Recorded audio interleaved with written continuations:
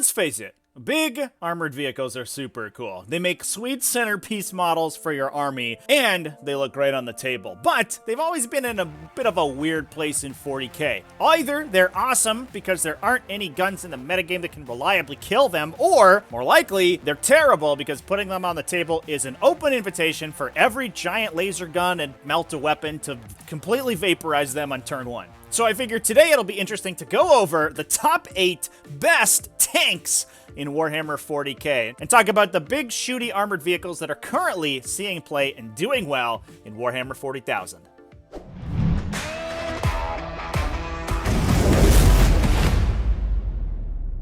What's up, folks? Welcome back to TacticalTortoise. My name is Trevi, and today we're talking about tanks. Now, unfortunately for us, tank isn't exactly a keyword or battlefield role in 40k, so we kind of gotta get a little bit creative on the criteria for this video.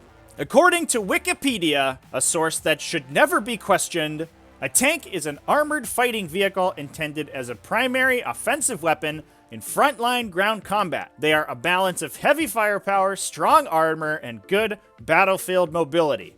Now, unlike tanks of the real world, 40k tends to be a little bit broader with its classification of tanks, so we ourselves are going to have to put together our own definition of what exactly a tank is in order to get to the heart of this video. And with that, I have set out a set of criteria that I think well defines a tank in the 41st millennium. With one exception, we're going to be looking at heavy support or Lord of War monster or vehicle units only. Restricting ourselves just to those battlefield role slots removes all of the dedicated transports and faster, more mobile reconnaissance style vehicles that we would normally catch if we were just talking about any vehicle. It has to represent that strong armor, so we're looking for toughness 7 or higher, and being a frontline vehicle with a focus on heavy firepower, it has to have its primary focus on direct firing ranged attacks. Although that's not totally exclusive, so if it has good melee attacks or indirect fire, that's fine as long as that's not the focus of the unit. We're not going to be talking about artillery today, so stuff like manticores and whirlwinds we won't talk about. And likewise, we won't talk about big vehicles or monsters that are just there to rip stuff apart with their claws. We also want to restrict ourselves only to units that more or less are ground vehicles. Either they hover, crawl around, or drive on the ground. Not all tanks in the 41st millennium are tracked, so we have to expand our definition a little bit. And bonus points if they're actually called tanks in their name. Now, I'm going to be ranking these tanks based on viability in 40k lists. If we see them in tournament lists and see them winning games, that's good enough for me. So let's get into it. The top 8 tanks in Warhammer 40k. And starting with number 8, we have the Land Raider Achilles. Shout out here to the Chaos Land Raider Achilles, which is basically identical and definitely sees a little bit more play than the Space Marine variety, given that Chaos Space Marines don't quite have the same breadth of options that regular Space Marines do, so they tend to rely on the Achilles a little bit more.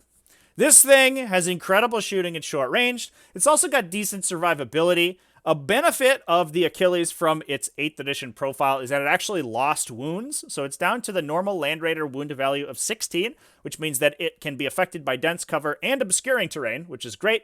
Its toughness 8 got a built-in invulnerable save and has access to smokescreen and all sorts of other defensive strats, abilities, and psychic powers in both Space Marines and Chaos Space Marines that can buff up its survivability even more. It also has ridiculous damage output at short range, putting out a total of 12 Strength 8 attacks if you're mounting the 4 twin multi-meltas on it at either a melta profile, so D6 plus 2 damage potentially, or a flat 3 damage on a Shatter Shell profile from its quad launcher. Really good damage output, especially against other armored vehicles at short range, and difficult to kill. The downside, and the reason that it's getting pushed all the way down this list, is that it has a ridiculous points cost. As soon as you mount those multi-meltas on it, it's coming in at 360 points, which means it's very much the center point of your list and needs a lot of help to make those points back. Number 7, the Leman Russ Tank Commander. How far the mighty have fallen.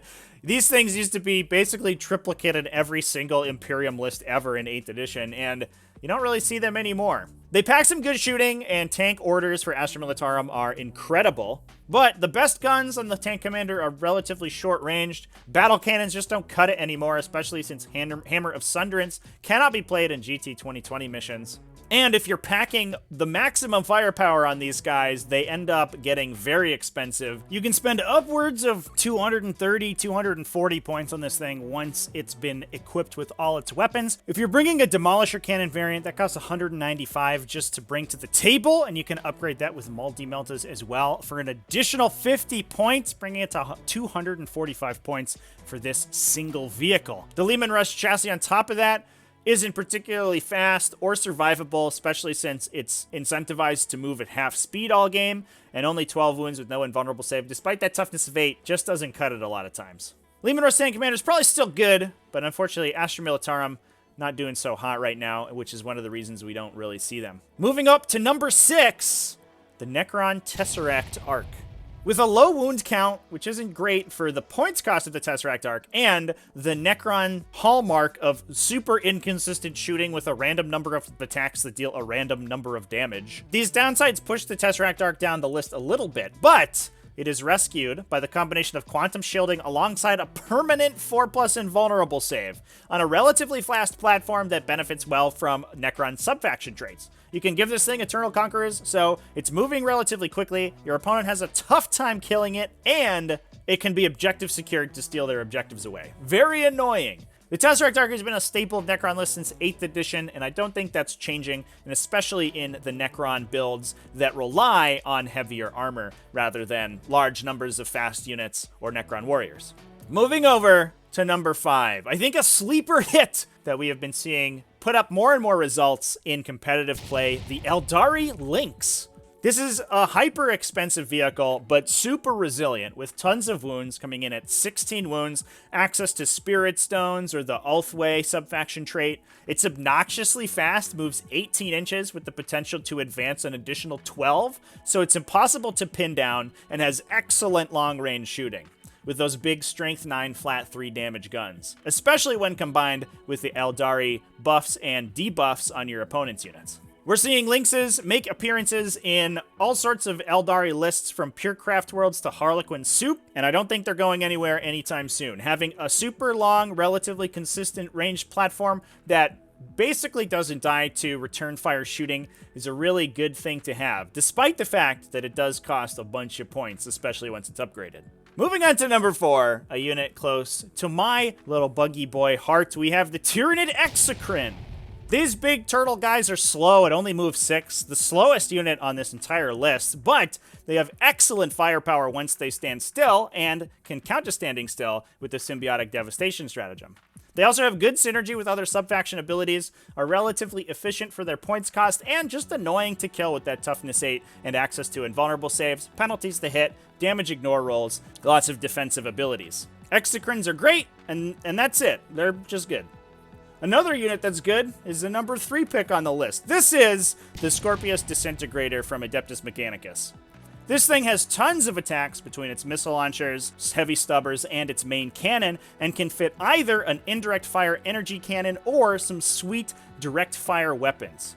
Since its release, the Disintegrator has been a staple of the Adeptus Mechanicus line and has been the core of most Adeptus Mechanicus lists going back through 8th edition, and I don't see that changing anytime soon. Although, this might age poorly, since the Adeptus Mechanicus Codex is coming out later this month, and we may see some changes to the Scorpius Disintegrator or its support, so we'll have to see. Moving on from that to number 2, a little bit more expensive and intimidating option than the diminutive Disintegrator, we have the Orc Kill Tank. I did a datasheet deep dive on the Kill Tank, so if you want to hear me wax philosophical about its benefits and the synergies you can use with it, you can go watch that video. I'll link it down in the description. But overall, the Kill Tank is ridiculously efficient per wound.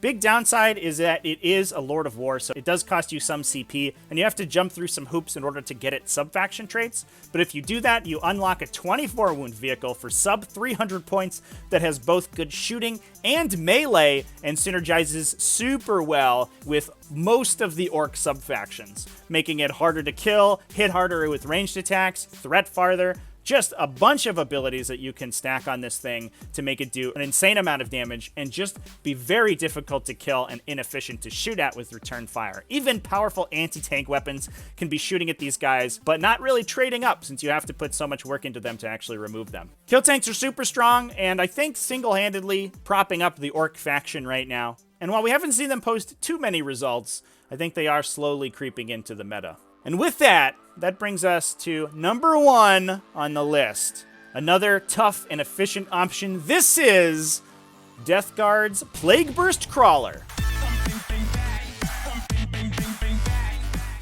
The Plague Burst Crawler comes in at a ridiculously tanky profile, toughness 8 with a built-in invulnerable save, as well as -1 damage on it. So mid-range enemy shooting is just going to bounce harmlessly off this thing. You're not killing a Plague Burst Crawler with autocannons or heavy bolters. You got to commit the las cannons to it, and even then, it could just save them on its invulnerable save.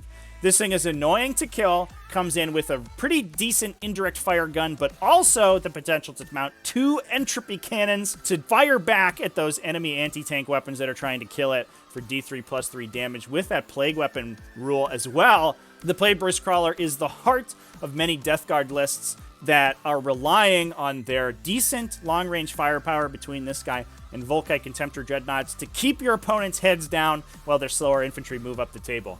I rarely see Plague Burst Crawlers actually destroyed in games of 40k. They have such a long range in their guns, so they don't have to move up the table, and they're very rarely in threat range of the units that can get through its big, tough defensive profile, which means it just gets to shoot all its guns every turn of the game and just print money as the game goes on. Plague Burst Crawlers are incredible, and I think we're going to keep seeing them in Death Guard lists for the foreseeable future.